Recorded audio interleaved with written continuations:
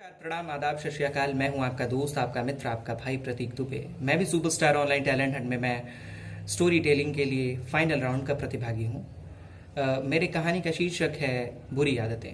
सुनील अपने बेटे रोहन की बुरी आदतों से बड़ा परेशान रहा करता था। वो जब भी रोहन के पास उसकी बुरी आदतों को लेकर जाता तो वो अपने पिता को ये कहकर टाल देता कि पिताजी, मैं अभी बहुत छोटा हूँ, मैं ये सारी बुरी आदतें छोड़ दूंगा।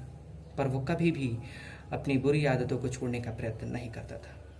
एक बार उस गांव में एक महात्मा आए हुए थे। सुनील अपने बेटे की समस्याओं को लेकर उस महात्मा के पास पहुंचा। महात्मा जी ने कहा कि अच्छा, तुम कल रोहन को पास वाले बगीचे में लेकर आना। अगले सुबह सुनील अपने बेटे रोहन को लेकर पास वाले बगीचे में जा पहुंचा। महात्मा जी वहीं खड़े थे। उन्होंने रोहन से कहा, चलो बेटा, आज हम सब इस बगीचों को घूमते हैं।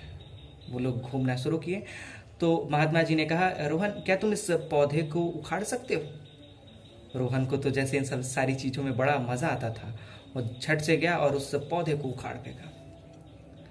अब महात्मा जी फिर चलना शुरू किए और रोहन को थोड़े बड़े पौधे की तरफ इशारा करते हुए कहा कि बेटा, क्या तुम उस बड़े पौधे को उखाड़ सकते हो?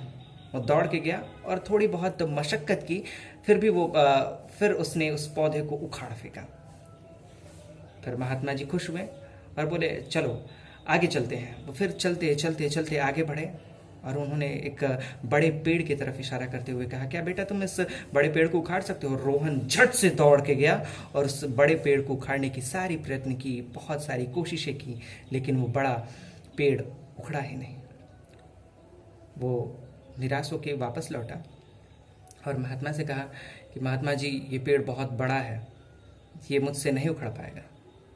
महात्मा जी ने कहा, ठीक इसी प्रकार बुरी आदतें अगर छोटी हों तो उसे उखाड़ फेंकना संभव है, लेकिन अगर वो बुरी आदतें बड़ी हो जाएं तो उसे उखाड़ फेंकना असंभव हो जाता है।